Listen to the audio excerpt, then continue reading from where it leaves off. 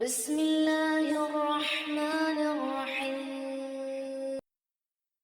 Surah 17, Bani Israel, Children of Israel.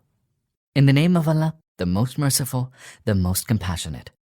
Holy is He who carried His servant by night from the holy mosque in Mecca to the farther mosque in Jerusalem, whose surroundings we have blessed, that we might show Him some of our signs. Indeed, He alone is all-hearing, all-seeing. We gave Moses the book and made it a source of guidance for the children of Israel, commanding, "Take no other guardian beside me." You are the descendants of those whom we carried in the ark with Noah. He was truly a thankful servant. Then we clearly declared to the children of Israel in the book, "Twice you will make mischief in the land and will commit transgression." So when the occasion for the first of the transgressions arrived, we raised against you some of our creatures who were full of might, and they ran over the whole of your land. This was a promise that was bound to be fulfilled. Then we granted you an upper hand against them, and strengthened you with wealth and children, and multiplied your numbers. Whenever you did good, it was to your own advantage, and whenever you committed evil, it was to your own disadvantage. So, when the time of the fulfillment of the second promise arrived, we raised other enemies that would disfigure your faces and enter the temple of Jerusalem, as they had entered the first time, and destroy whatever they could lay their hands on. Your Lord may well show mercy to you, but if you revert to your evil behavior, we shall revert to chastising you. We have made hell a prison for those who are thankless of Allah's bounties. Verily, this Quran guides to the way that is straightmost, to those who believe in it and do righteous works. It gives the good news that a great reward awaits them, and warns those who do not believe in the hereafter that we have prepared for them a grievous chastisement. Man prays for evil in the manner he ought to pray for good. Man is ever hasty. We have made night and day as two signs. We made the sign of the night devoid of light, and made the sign of the day radiant, that you may seek the bounty of your Lord and know the computation of years and numbers. Thus we have expounded everything in detail to keep everything distinct from the other. We have fastened every man's omen to his neck. On the day of resurrection, we shall produce for him his scroll in the shape of a wide open book, saying, "Read your scroll. This day you suffice to take account of yourself." He who follows the right way shall do so to his own advantage, and he who strays shall incur his own loss. No one shall bear another's burden. And never do we punish any people until we send a messenger to make the truth distinct from falsehood. When we decide to destroy a town, we command the affluent among them, whereupon they commit sins in it. Then the decree of chastisement becomes due against them, and thereafter we destroy that town utterly. Many a generation has been destroyed by our command since Noah's time. Your Lord is well aware and fully observant of the sins of His servants. If anyone desires immediate benefits, we hasten to grant whatever benefits we will in the present life to whomsoever we please, but thereafter we decree for him hell, wherein he shall burn, condemned and rejected. But he who desires the hereafter and strives for it in the manner he should, and is a true believer, his striving will come to fruition. To all of these, as well as those, we shall provide the wherewithal of this life in the present world by dint of your Lord's bounty, and from none shall the bounty of your Lord be withheld. See how we have exalted some above others in this world, and in the life to come they will have higher ranks and greater degrees of excellence over others. Do not set up any other God with Allah, lest you are rendered humiliated and helpless. Your Lord has decreed, 1. Do not worship any but Him. 2. Be good to your parents, and should both or any of them attain old age with you, do not say to them even "Fie," neither chide them, but speak to them with respect. And be humble and tender to them, and say, "Lord, show mercy to them, as they nurtured me when I was small." Your Lord is best aware of what is in your hearts. If you are righteous, He will indeed forgive those who relent and revert to serving Allah. 3. Give to the near of kin his due, and also to the needy and the wayfarer. 4. Do not squander your wealth wastefully. For those who squander wastefully are Satan's brothers, and Satan is ever ungrateful to his Lord. 5.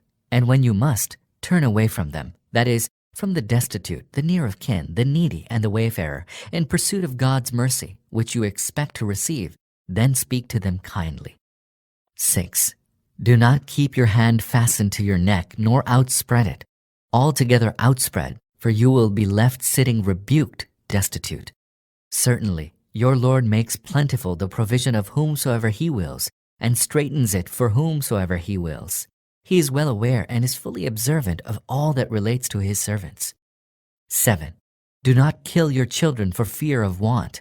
We will provide for them and for you. Surely, killing them is a great sin. 8. Do not even approach fornication, for it is an outrageous act and an evil way. 9. Do not kill any person whom Allah has forbidden to kill, except with right. We have granted the heir of him who has been wrongfully killed the authority to claim retribution. So let him not exceed in slaying. He shall be helped. 10. And do not even go near the property of the orphan, except that it be in the best manner, till he attains his maturity. 11. And fulfill the covenant, for you will be called to account regarding the covenant. 12. Give full measure when you measure, and weigh with even scales.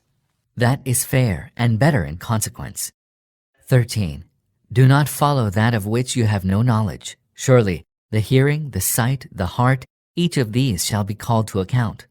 14. Do not strut about in the land arrogantly. Surely you cannot cleave the earth, nor reach the heights of the mountains in stature. The wickedness of each of that is hateful to your Lord. That is part of the wisdom your Lord has revealed to you. So do not set up any deity beside Allah, lest you are cast into hell, rebuked, and deprived of every good. What, has your Lord favored you with sons and has taken for himself daughters from among the angels? You are indeed uttering a monstrous lie. We have expounded the truth in diverse ways in this Quran, that they might take it to heart, but all this only aggravates their aversion. Say, O Muhammad, had there been other gods with him, as they claim, they would surely have attempted to find a way to the Lord of the throne. Holy is he and far above all that they say. The 7 heavens, the earth, and all that is within them give glory to him. There is nothing but gives glory to him with his praise, though you do not understand their hymns of praise. He is most forbearing, exceedingly forgiving. When you recite the Quran, we place a hidden barrier between you and those who do not believe in the hereafter. And we place a covering on their hearts so that they do not comprehend it.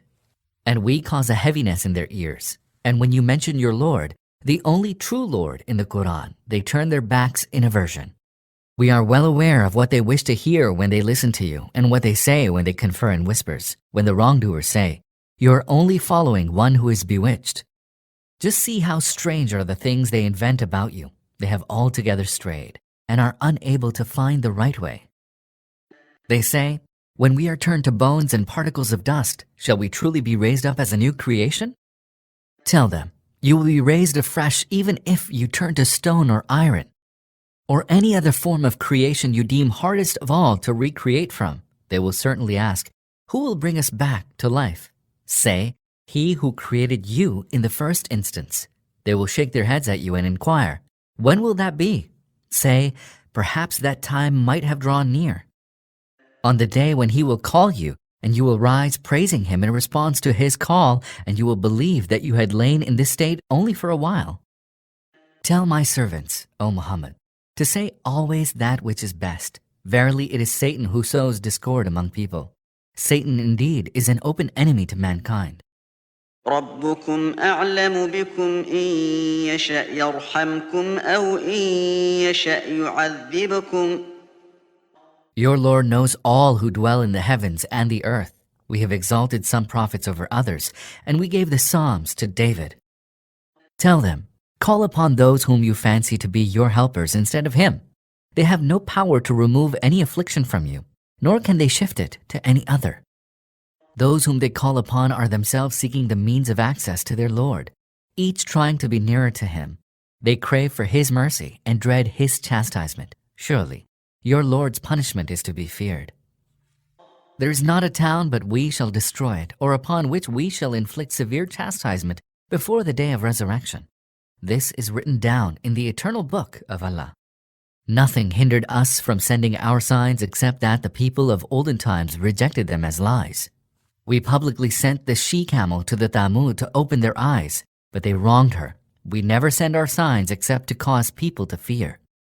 And recall when we said to you, O Muhammad, that your Lord encompasses these people, and that we have made that vision that we have shown you and the tree accursed in the Quran, but as a trial for people. We go about warning them, but each warning leads them to greater transgression.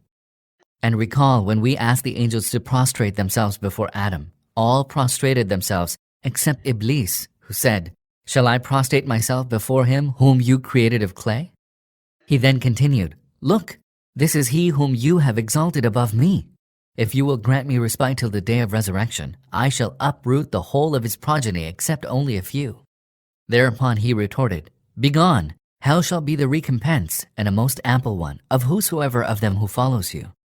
Tempt with your call all whom you wish. Muster against them all your forces, your cavalry and your foot soldiers. Share with them riches and offspring, and seduce them with rosy promises, and Satan's promise is nothing but a deception. But know well that you have no power against my servants. Your Lord suffices for them to place their trust in. Your Lord is he who steers your vessels across the seas, that you may seek of his bounty. He is ever merciful towards you. When a calamity befalls you on the sea, all those whom you invoke forsake you except him. But when he delivers you safely to the shore, you turn away from him, for man is indeed most thankless. Do you then feel secure against his causing you to be swallowed up by a tract of the earth, or letting loose a deadly whirlwind charged with stones towards you, and there you will find none to protect you? Or do you feel secure that he will not cause you to revert to the sea, and let a tempest loose upon you, and then drown you for your ingratitude, whereupon you will find none even to inquire of us what happened to you?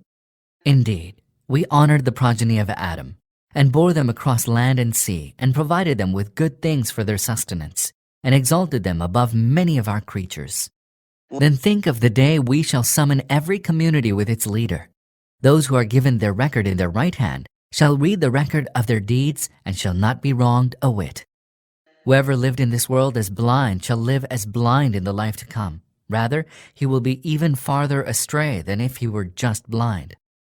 O Muhammad, they had all but tempted you away from what we have revealed to you, that you may invent something else in our name. Had you done so, they would have taken you as their trusted friend. Indeed, had we not strengthened you, you might have inclined to them a little. Whereupon we would have made you taste double the chastisement in the world and double the chastisement after death, and then you would have found none to help you against us.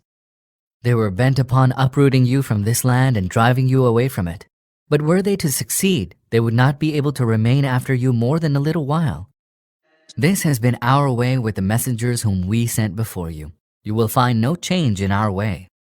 Establish prayer from the declining of the sun to the darkness of the night, and hold fast to the recitation of the Quran at dawn, for the recitation of the Quran at dawn is witnessed. And rise from sleep during the night as well. This is an additional prayer for you. Possibly your Lord will raise you to an honored position. And pray, my Lord, cause me to enter wherever it be with truth, and cause me to exit wherever it be with truth, and support me with authority from yourself. And proclaim, the truth has come, and falsehood has vanished. Surely falsehood is ever bound to vanish. What we are sending down in the course of revealing the Quran is a healing and a grace for those who have faith, but it adds only to the ruin of the wrongdoers. Whenever we bestow favors upon man, he arrogantly turns away and draws aside, and whenever evil visits him, he is in utter despair. Say, O Prophet, each one acts according to his own manner. Your Lord knows well who is best guided to the right path. They ask you about the Spirit. Say, the Spirit descends by the command of my Lord, but you have been given only a little knowledge. Had we willed, we could take away what we have revealed to you. Then you would find none to help you in recovering it from us. Whatever you have received is nothing but grace from your Lord. Indeed, his favor to you is great. Say, surely if mankind and jinn were to get together to produce the like of this Quran, they will never be able to produce the like of it, howsoever they might help one another. We have explained things for people in this Quran in diverse ways to make them understand the message, yet most people obstinately persist in unbelief. They said, we shall not accept your message until you cause a spring to gush forth for us from the earth. Or that there be a garden of palms and vines for you, and then you cause rivers to abundantly flow forth through them. Or cause the sky to fall on us in pieces as you claimed. Or bring Allah and the angels before us face to face.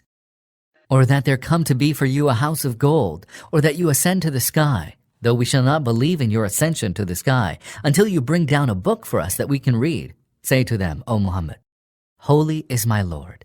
Am I anything else than a human being who bears a message from Allah?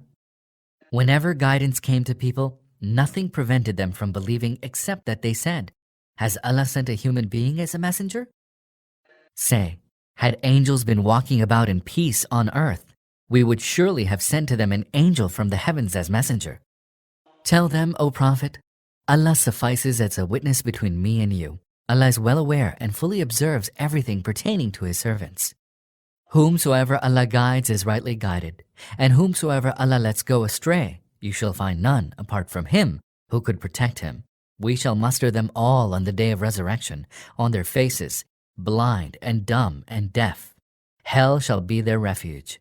Every time its fire subsides, we will intensify for them its flame.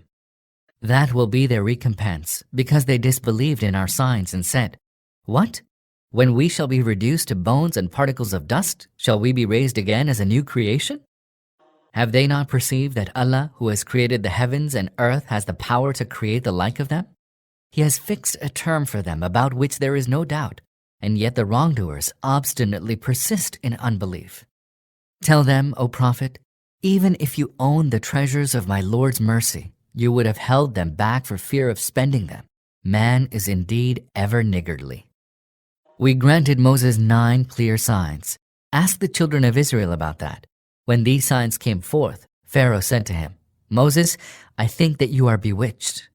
Moses replied, You know well that no one but the Lord of the heavens and the earth has sent these as eye-opening proofs. I truly think, O Pharaoh, that you are indeed doomed. At last, Pharaoh decided to uproot Moses and the children of Israel from the land, but we drowned him together with all who were with him. And thereafter we said to the children of Israel, Now dwell in the land, but when the promised time of the hereafter comes, we shall bring you all together. We have sent down the Quran with the truth, and it is with the truth that it has descended. And we have not sent you but to proclaim good news and to warn. We have revealed the Quran in parts, that you may recite it to people slowly and with deliberation, and for that reason, we have revealed it gradually to suit particular occasions. Tell them, O Prophet, whether you believe in it or do not believe.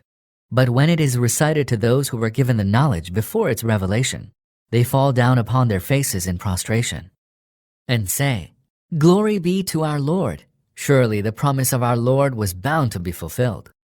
And they fall down upon their faces weeping, and their humility increases when the Quran is recited to them. Say to them, O Prophet, call upon Him as Allah, or call upon Him as Al-Rahman. Call Him by whichever name you will. All His names are beautiful. Neither offer your prayer in too loud a voice, nor in a voice too low, but follow a middle course. And say, all praise be to Allah, who has neither taken to Himself a son, nor has He any partner in His kingdom, nor does He need anyone out of weakness to protect Him. So glorify Him in a manner worthy of His glory.